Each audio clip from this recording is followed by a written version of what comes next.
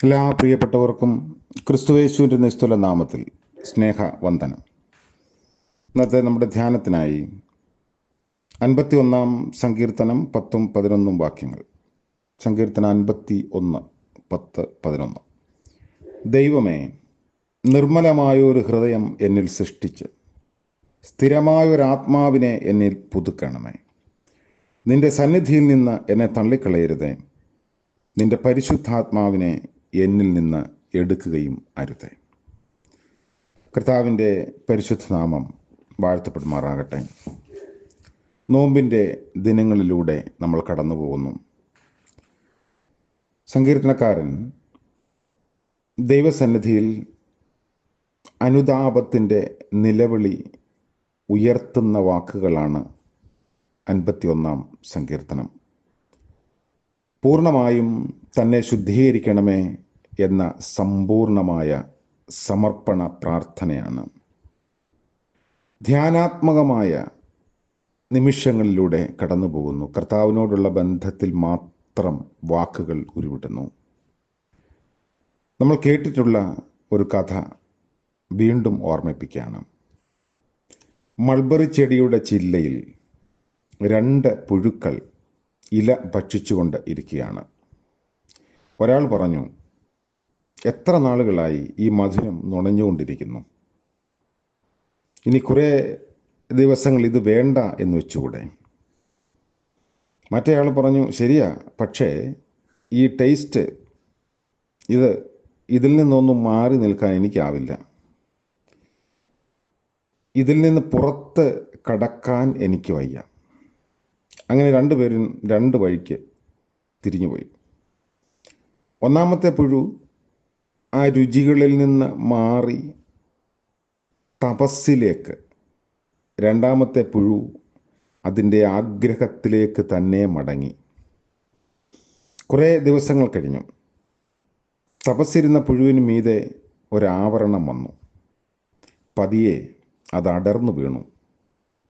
അതിൽ നിന്ന് ഒരു ചിത്രശലഭം പറന്നുയർന്നു. വർണ്ണാഭമായ ഒരു ജീവിതത്തിൻ്റെ മുന്നൊരുക്കമാണ് നോമ്പ്, അല്ലെങ്കിൽ ഒരു മുൻ ആസ്വാദനമാണ് നോമ്പ്. അർത്ഥമില്ലാത്ത ആചാരമല്ല, ഹൃദ്യമായി അതിനെ സമീപിക്കുക. നമ്മുടെ ആഗ്രഹങ്ങളുടെ അല്ലെങ്കിൽ ഭ്രമങ്ങളുടെ ലോകത്ത് നിന്നും തപസ്സിൻ്റെ ലോകത്തിലേക്കുള്ള തീർത്ഥാടനമാണ് എന്ന് വേണമെങ്കിൽ പറയാം. നമ്മുടെ ചുറ്റുപാട് ഒരുപാട് ഭ്രമങ്ങളുണ്ട്. ചിലപ്പോൾ തോന്നും, ഏതൊക്കെയോ അദൃശ്യ ഭ്രമങ്ങൾക്ക് ചുറ്റും കറങ്ങിക്കൊണ്ടിരിക്കുന്ന ഗ്രഹങ്ങളാണ് നമ്മൾ. വീട്ടിനുള്ളിലും വീടിന് വെളിയിലും ഭ്രമങ്ങളുടെ കമ്പോളം നമ്മെ വല്ലാണ്ട് മത്തുപിടിപ്പിക്കുന്നു. ഉപരിതല സ്പർശിയായ ഉത്കണ്ഠകൾ ഇന്ന് ജീവിതത്തെ ഒരുപാട് നയിക്കുന്നു. ഫ്രം എന്ന വാക്കിൻ്റെ അർത്ഥം, അതായത് ഫ്രം ടു എർ എന്നാണ്. അതായത് തെറ്റിപ്പോവുക, ലക്ഷ്യമില്ലാതെയാവുക, ചുറ്റിത്തിരിയുക, ഇങ്ങനെയൊക്കെയാണ് അതിൻ്റെ അർത്ഥം. ഏതൊക്കെയോ അലച്ചിലുകളുടെ ഭാണ്ഡക്കെട്ടുകൾ നമ്മുടെ ചുമലിലുണ്ട്. എന്തൊക്കെയോ ഉത്കണ്ഠകളുടെ സമ്മർദ്ദം പേറി നമ്മൾ ഈ യാത്ര ചെയ്യുന്നു. ഇവിടെ കർത്താവിൻ്റെ വചനം നമ്മൾ ശ്രവിക്കുമ്പോൾ അല്പമേ വേണ്ടൂ, അല്ല മറിയ നല്ല അംശം തിരഞ്ഞെടുത്തു എന്ന് ഓർമ്മിപ്പിക്കുന്നുണ്ട്. അതാരും അവളോട് അപകരിക്കുകയില്ല. ലൂക്കോസ് 10-ാം അധ്യായത്തിലാണ്. അപ്പം തിരഞ്ഞെടുപ്പുകളുടെ സൂക്ഷ്മത, അതാണ് നോമ്പ്. ദൈവവചനത്തിന് മുൻപിലെ ഉപാസന കൂടിയാണ്. സാധനങ്ങളുടെ വ്യക്തിത്വമല്ല, സാധനയുടെ വ്യക്തിത്വമാണ് അതിൻ്റെ ലക്ഷ്യം എന്ന് വേണമെങ്കിൽ ചുരുക്കി പറയാം. ദാവീദ് തന്നെ ശുദ്ധീകരിക്കാൻ ദൈവസന്നിധിയിൽ സമ്പൂർണമായി സമർപ്പിതനായി വരുന്നു. വീണുപോയ പാപത്തിൻ്റെ ബോധം തന്നെ വല്ലാണ്ട് തളർത്തി. അതുകൊണ്ട് ഒരു പുതിയ ഹൃദയം സൃഷ്ടിച്ചെടുക്കാൻ ദൈവത്തോട് പ്രാർത്ഥിക്കുകയാണ്. ഒരു സ്ഥിരത ഉണ്ടാവണം. അതാണ് സ്ഥിരമായൊരാത്മാവ്. നിലപാടുകളിൽ വ്യതിചലിച്ചു പോകാതെ നിലനിൽക്കാനുള്ള ഒരു കൃപ വേണം. അതുണ്ടാവണമെങ്കിൽ ദൈവസന്നിധിയിൽ ക്ഷമയോടെ കാത്തിരിക്കണം. ദൈവസന്നിധിയിൽ നിന്ന് തള്ളിക്കളയരുതേ എന്ന് പ്രാർത്ഥിക്കുന്നത് തൻ്റെ പുതുക്കത്തിന് വിഘ്നം വരരുതേ എന്ന അർത്ഥത്തിലാവാം.